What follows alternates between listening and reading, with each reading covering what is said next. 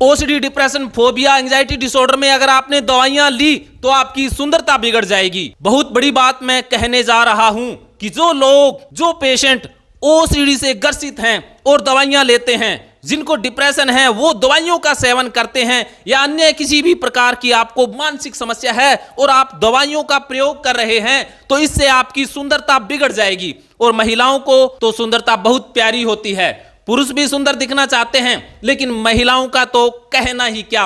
अगर आपने दवाई ली तो आपकी सुंदरता बिगड़ जाएगी, आप कुरूप हो जाएंगी। आप सभी के लिए खुशखबरी है कि हम बिना दवाई ओसीडी, डिप्रेशन, फोबिया का इलाज 7 दिन में भागवत गीता थेरेपी के द्वारा दिसंबर महीने में करने जा रहे हैं।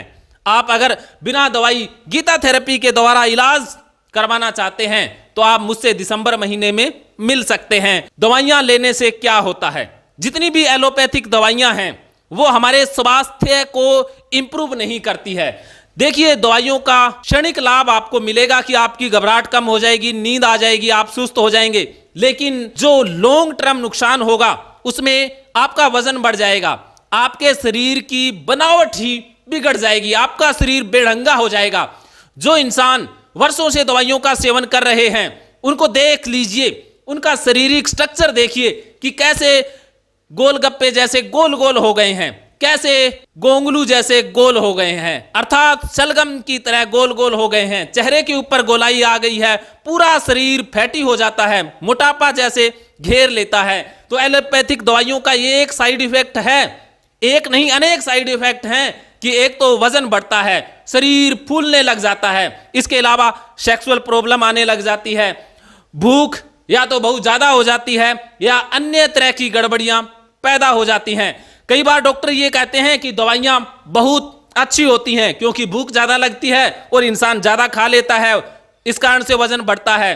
देखिए, भूख आपको उतनी ही लगती है, लेकिन दवाइयों के कारण आपका माइंड सुस्त हो गया है, सोचने समझने की शक्ति कमजोर पड़ गई है, आपको पता ही नहीं चलता कि आप कितना खा लेते हैं, आप पेट के अंदर ठूस ठूस के भर लेते हैं, आपको ख्याल ही नहीं है कि आपका पेट कब भर जाता है। आपका नेचुरल सिस्टम बिगड़ चुका है, इसलिए आप ज्यादा खाते हैं और खा खा करके मोटे भी हो जाते हैं। तो ये दवाइयों के कारण हो रहा है। आपकी चेतना सो रही है, आप पशु बनने की तरफ जा रहे हैं, क्योंकि दवाइयां इंसान की चेतना इंसाइट नहीं बढ़ाती है, जागरूकता नहीं बढ़ाती है, वो जागरूकता को सुलाती है, चेतना को कमजोर करती है और इंसान पशुता की तरफ जाने लग जाता है। पशु को कोई पता नहीं होता, वो कितना भी खा लेता है, खा खा करके मोटा हो जाता है। और जो इंसान बिना सोचे समझे दवाइयों का प्रयोग कर रहे हैं वो भी पशु प्रवृत्ति की तरफ जा रहे हैं। मैं बहुत सारे कड़वे शब्दों का प्रयोग इसलिए कर रहा हूं कि इंसान होने का फायदा उठाएं।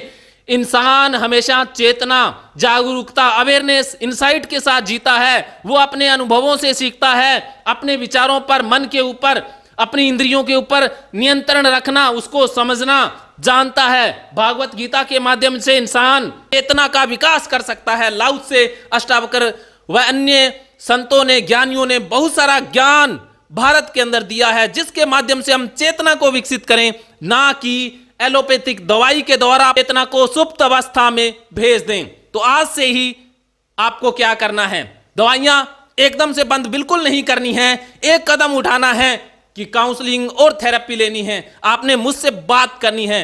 अगर आपने दवाइयां बिना किसी काउंसलर की मदद से ली तो बिना किसी काउंसलर की मदद के छोड़ें भी मत, क्योंकि आपका शरीर कई बार दवाइयों के ऊपर सेट हो जाता है।